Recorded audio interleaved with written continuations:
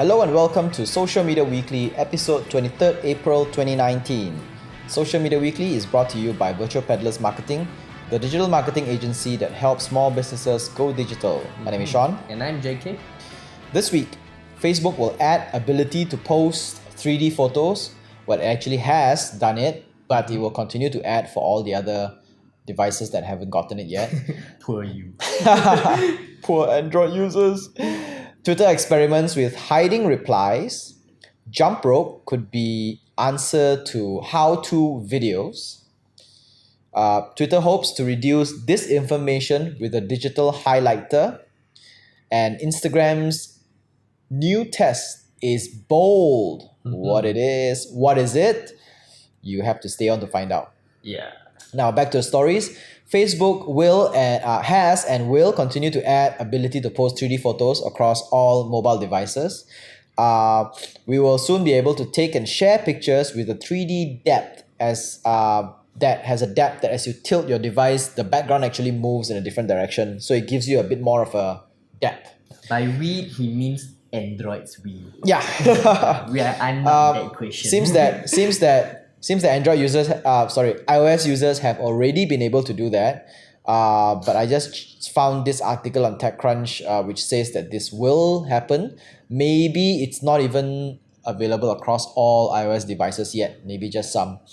So this is actually thanks to Facebook's complex imaging and data mapping system, and also the dual camera setup on newer models of mobile devices, which means that this only works if your mobile devices has at least two back cameras. Okay. Because only with two back cameras you can shoot the portrait mode. They can have two images. Yes, so you have two images, you blur the background and then you sharpen the foreground and then you stick it together. So without the two images, you're not able to do that kind of setting. Yeah.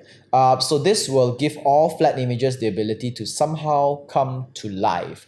Have you seen this? I mean, you know this exists, right? But have you seen anyone use this before? Rarely, because the 3D effect, the final outcome, there's still quite obvious, like the jagged lines. Okay. Yeah, okay. like when I so tilt, it right, still looks as if. my face will get distorted. Oh really? Oh okay, Yeah. okay. So there is still a bit of a distortion.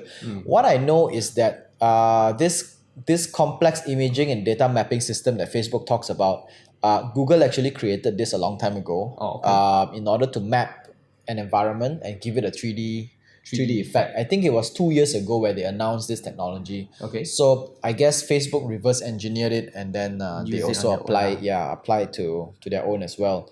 But what do you think how do you think this will change stills? It will give another depth. It's like before portrait comes, image was like that, and Yeah. then the moment portrait was introduced, then image quality got better, So- and then it becomes a norm. Portrait in this means the fake blurriness behind the behind blur one. the fake bokeh effect Correct. behind, which is quite ugly sometimes because you get patches of corners that don't work. They want this dreamy effect. Yeah. It's like look at me only. So yeah, but 3D it may become the norm in the future if this is like properly done lah. Like Perhaps, yeah. In the future, all photos when you tilt, when you move, Then you have a parallax effect where the back Correct. will move differently from the front. Well, fair enough. I think it's a bit of a novelty, but maybe it can, because now that nobody actually share a lot of still images, so I videos. think this will revitalize the still image. It's like you give them a place where it's neither picture or video. Yeah, it's like still but not still. It's like pick deals. Yeah, big deal. Alright, so next up, Twitter experiments with hiding replies.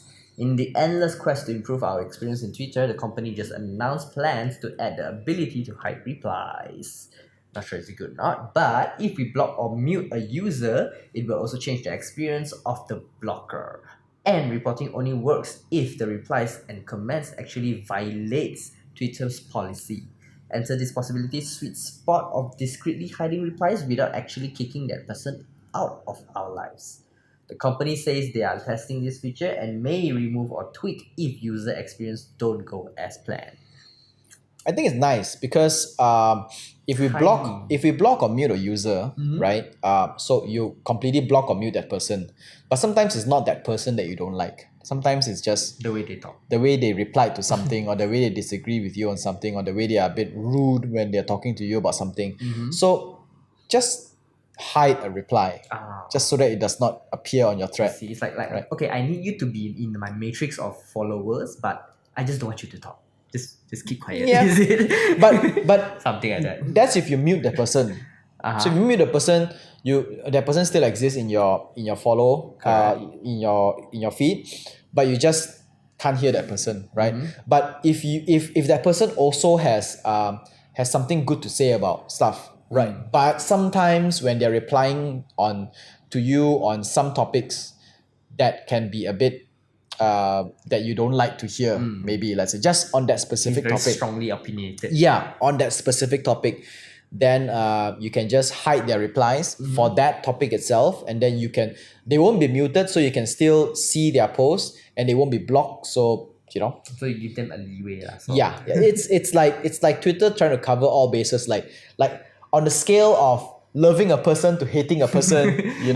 How many It's controls, how much controls, yeah, How complicated can you yeah, get? how much controls can you give?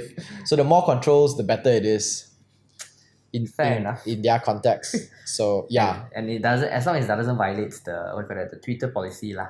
Yeah, so then the, like, let's say if you go to the extent of blocking someone or you to report someone, it's only effective if that person actually violates the Twitter's policies. Policies. And if the person does not violate Twitter policy, just that you cannot handle that person's disagreement with you, then Twitter will not ban that person Yeah. or take any action, because Correct. that's just a difference Difference in opinion, not right or wrong, or Yeah, true. It's like calling the police to put this fella in jail because he strongly is against your opinion. yeah, it's like you see someone walking down the street with Pink colour. with like pink color pants, like bright pink fluorescent pants.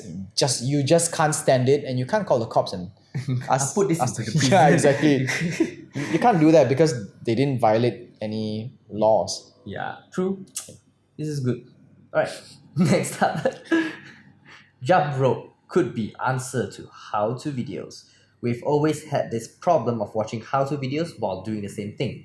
And we always end up pausing and replying the section that went by too quickly for us to follow.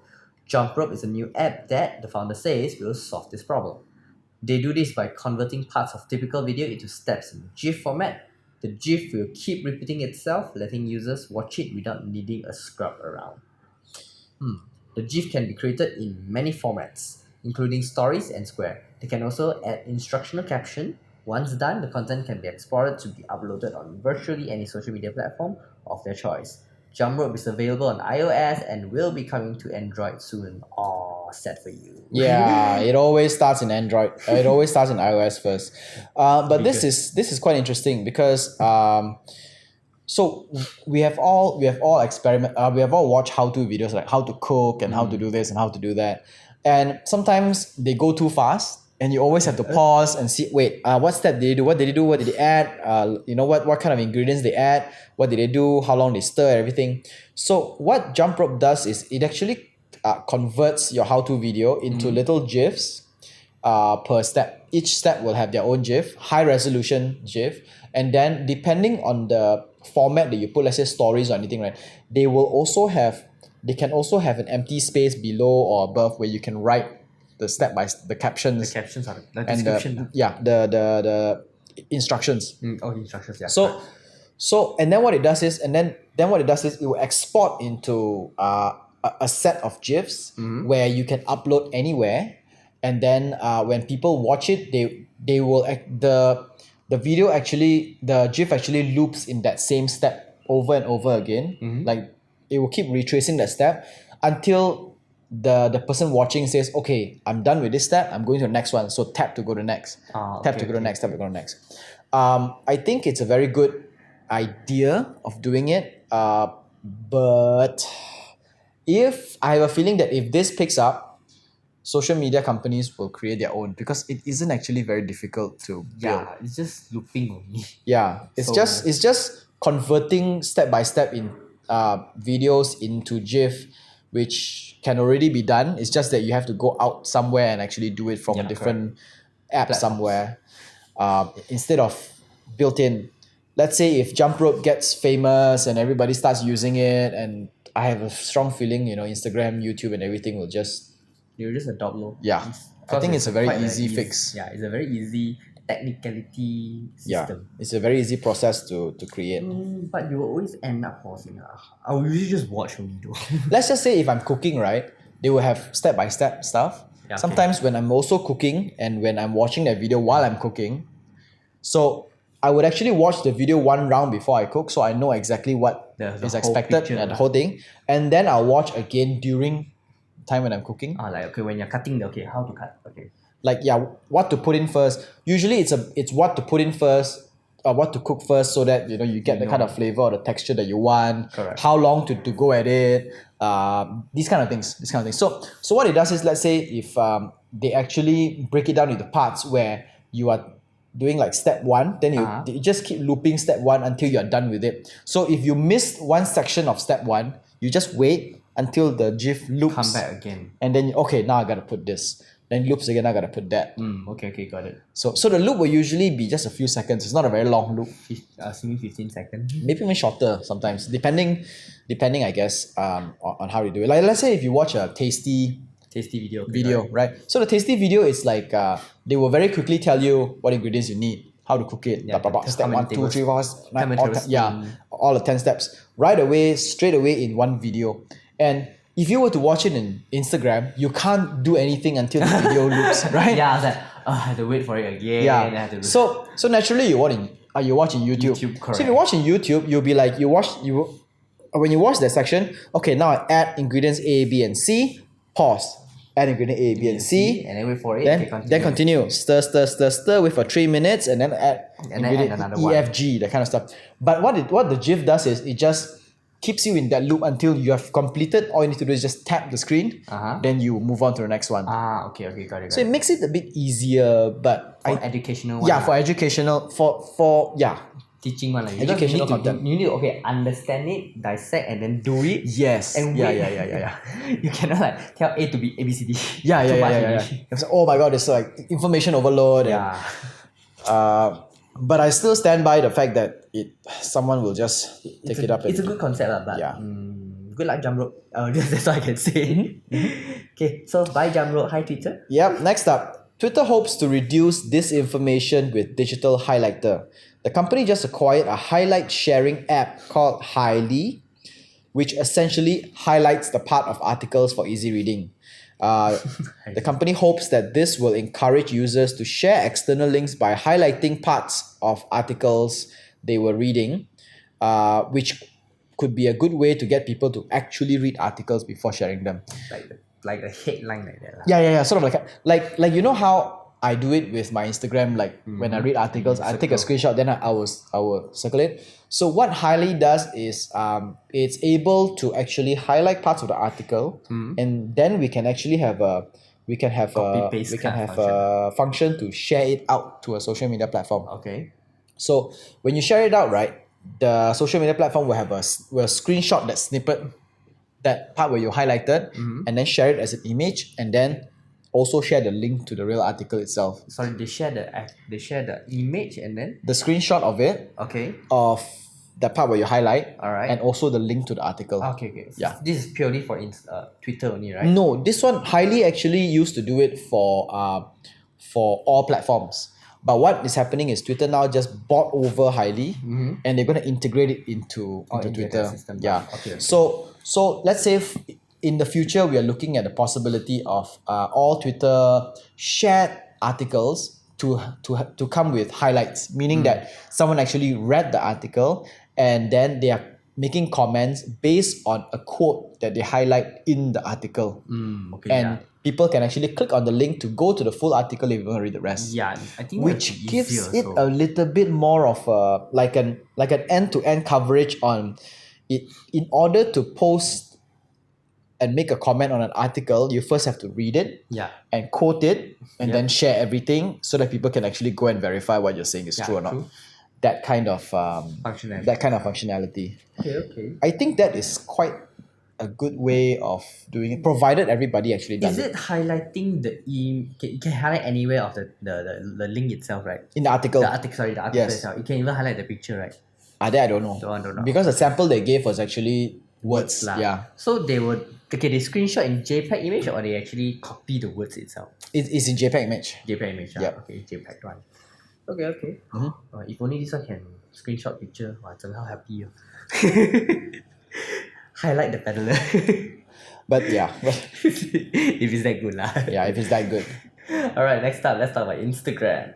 Instagram's new test is bold. We all know that Instagram is all about the likes game. We post something we think our followers want to see and then always go back to the app to see how many likes and new followers appear at the end of the day. If we didn't know better, we would say this is a form of addiction, and a desperate attempt to gain self-assurance. Narcissist. Yeah. They have been seen taking a rather huge leap of faith with a recent internal test, which will not let anyone but the owners see the numbers of like you get from a post. If this happens to go public, it will change the way we use Instagram forever. If it works, other social media companies will soon follow. So this applies for personal Instagram or business? All Instagram. All Instagram. So like metrics is no longer there, do you? Yes. So the like vanity metric is no longer there. Of course, the owner of the post can see it. Right? Yeah. It's like, Yeah. a lot of likes. Like the people like, what like? But no one else will be able to see how many likes your post get. Yeah. Initially, what was the like number for actually? It was just for you to appreciate, to show people that you like the post. Like, it's a nice post. So that's why you put a like there. Then what happens is influencers and marketers convert it into a vanity metrics. Like the more likes equals better performance. Yeah. So then it starts to get this whole addiction thing where people put a post and then they keep going back and see how many likes they get. Oh my god, it's only 100. Okay, delete. Yes, and if posts don't get a lot of like, they will delete. So and then they will try to game the system by finding a trend where what kind of posts have more likes, they will continue to You'll follow? give those kind of posts. Yeah. To create those kind of posts. You're like, oh my god, this post got like 2,000 likes. Yeah. Something like that. Yep. Okay, let me imitate this post. Yes.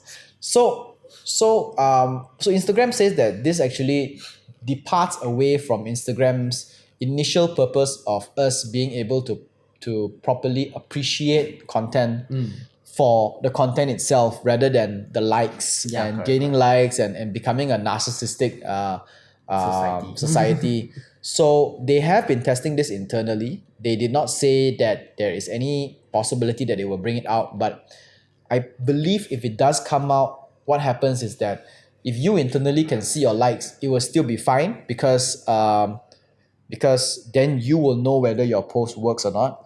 But you won't be able to know if anybody else's post has more likes or less likes. Yeah, correct. It's like telling the whole world how good your sex is. Yeah. And then only you know. yes, only you know. Yes, yeah, exactly. So The people your analogy is baffling. Correct, you can imagine. Yep.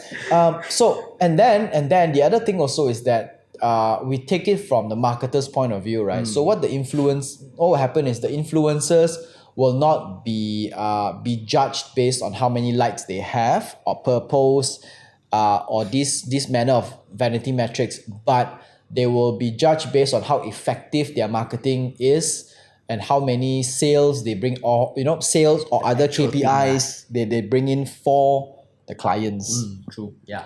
Which is what brands should have been doing from the beginning, but they still always focus on the vanity metrics because it's easier to see. Yeah. And they leave the rest to hope and chance. But right now, without this vanity metrics, I think they can actually go into asking the right questions. Correct. It's kind of unnecessary. It is unnecessary, It's yeah. like you need the reach, the impression, fine, that one we understand. Yeah. Because visibility ma. Yep. But likes doesn't show anything. Yeah, it doesn't mean anything, doesn't prove anything. Just likes. Yeah. So yeah.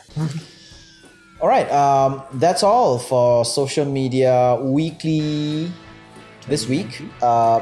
Social Media Weekly podcast is available on Anchor FM, Google Podcasts, Apple Podcasts, Spotify, and more. Our full videos are available on YouTube, and we post bits and clips on Instagram and Facebook. This is Social Media Weekly, episode 23rd, April 2019. My name is Sean. And I'm JK. Au revoir. Sayonara.